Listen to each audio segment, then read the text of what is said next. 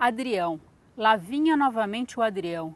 Que acaso infeliz amarrara aquele estafermo a mulher que devia ser minha. Cheguei tarde. Quando a conheci, já ela era do outro. E pensar que há indivíduos que têm tudo quanto necessitam. Para mim, dificuldades, complicações. Tinha medo do que diziam de Luísa, encolhia-me aterrorizado, evitava os conhecidos, não ousava encarar Nazaré. No escritório, certos modos impacientes de Adrião davam-me tremuras. Santo Deus, que teria observado aquele animal? Que iria fazer quando chegasse a casa? Despropositar? Martirizar a pobrezinha com uma cena de ciúme? Isso me revoltava. Que direito tinha ele de se mostrar ciumento? Graciliano estreia como romancista em 1933 com Caetés. O livro conta a história de um caso amoroso que termina em tragédia. Mas é com São Bernardo que o escritor ganha reconhecimento. São Bernardo de Graciliano Ramos, como todos sabem, é um dos maiores livros da ficção brasileira. É um livro extraordinário e é um livro muito seco e um livro, de certa maneira, terrível. Porque é a história de um trabalhador rural, um trabalhador de enxada, que não tem família, passa miséria, sobe, não tem escrúpulos. A princípio, o capital se desviava de mim e perseguia-o sem descanso, viajando pelo sertão, negociando com redes, gado, imagens, rosários, miudezas, ganhando aqui, perdendo ali, marchando no fiado, assinando letras, realizando operações embrulhadíssimas. Sofri sede e fome, dormi na areia dos rios secos, briguei com gente que fala aos berros e efetuei transações comerciais de armas engatilhadas.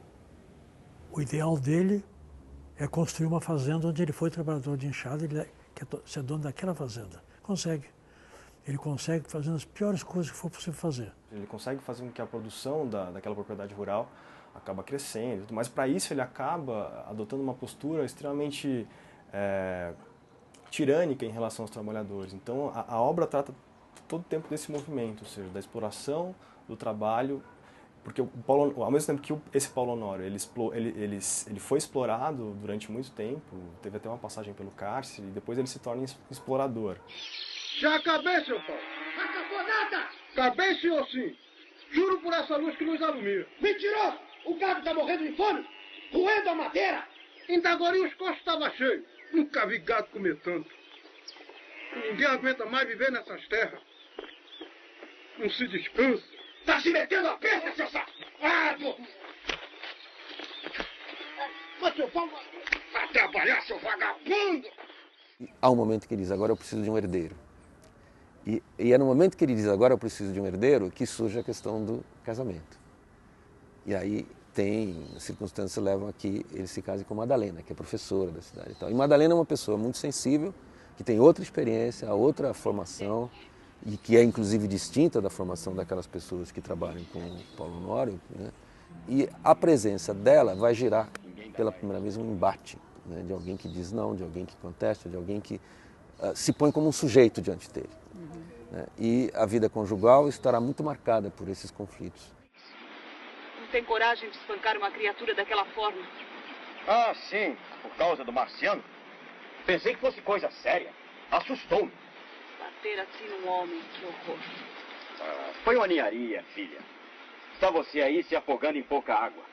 Essa gente só faz o que se manda, mas não vai se não for na pancada. O que é interessante é que a crise conjugal e a recusa que vem de parte de Madalena de se encaixar nesse esquema em que o que vale é a acumulação de dinheiro e a criação de um herdeiro, né?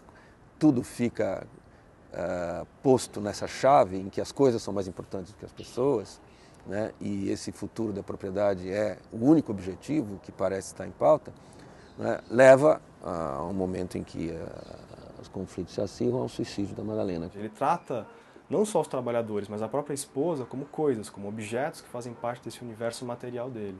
Então você tem essa noção de como o capitalista ele acaba desumanizando as relações, assim, é como se ele tivesse mais interessado única e simplesmente nas coisas, e olha para as pessoas enquanto coisas, daí essa noção de reificação, do que enquanto seres que, enfim, são capazes de trocas, de enriquecimento, coisas do gênero. E aí você percebe que a crise do personagem, o livro é um livro que ele mesmo faz um relato da sua derrocada. Eu vou ler um trecho do fim de São Bernardo, quando esse homem que subiu socialmente, esse homem que é rico, esse homem prepotente, violento, chega à conclusão que a vida dele foi um fracasso. O que estou é velho, 50 anos pelo São Pedro, 50 anos perdidos, 50 anos gastos sem objetivo, a maltratar-me e a maltratar os outros. O resultado é que endureci, calejei, e não é um arranhão que penetra esta casca espessa e vem ferir cá dentro a sensibilidade embotada. 50 anos. Quantas horas inúteis. Consumir-se uma pessoa a vida inteira sem saber para quê. Comer e dormir como um porco. Levantar-se cedo todas as manhãs e sair correndo procurando comida. E depois guardar comida para os filhos, para os netos, para muitas gerações. Que estupidez, que porcaria. Não é bom o diabo vir e levar tudo? O livro São Bernardo foi adaptado para o cinema pelo diretor Leon Hirschman. O Leon Hirschman opta em manter a presença do texto, ou seja, o texto do Graciliano Ramos, que no São Bernardo é a voz do Paulo Honório, que é o protagonista narrador, em primeira pessoa, ele conta a história dele, né? Então ele está fazendo uma recapitulação. Quer dizer, tem motivos os mais variados que levam alguém a fazer memórias. Na verdade, narrador em primeira pessoa tem esse aspecto de contar, né, o que se passou a partir, né, do seu ponto de vista. E o Leon mantém isso. A gente ouve a voz do Paulo Honório ao longo do filme inteiro. Voz esta que é o texto do Graciliano transformado em voz pelo ator Alton Bastos, né, que se superpõe à imagem. A voz está em outro lugar, não está ali na cena. E isso vai marcar o filme inteiro. Fiz muitas coisas boas que me trouxeram prejuízo. Fiz coisas ruins que deram lucro. Para mim, a grande adaptação do cinema brasileiro, de uma obra literária. Você vê como o Leon vai reconstruir o universo de São Bernardo, da Fazenda, como ele vai construir a relação dos personagens, cinematograficamente falando, com planos longos, sabe, com uma fotografia caprichosa, com a música do Caetano, que não é na realidade uma música, porque a música seria um enfeite demais para o filme, seria algo até que contrariaria o princípio do Graciliano de economia narrativa. Então, esse diálogo construtivo com a obra é muito interessante. O Leon, ele dá uma declaração que quando ele fez o filme, ele não tinha um roteiro, ele tinha um livro. E a partir do livro ele ia trabalhando, construindo com os atores as cenas, a partir do entendimento que cada um tinha daquilo. Para que enganar-me? Se fosse possível recomeçarmos, aconteceria exatamente o que aconteceu. Não consigo modificar-me. É o que mais me aflige.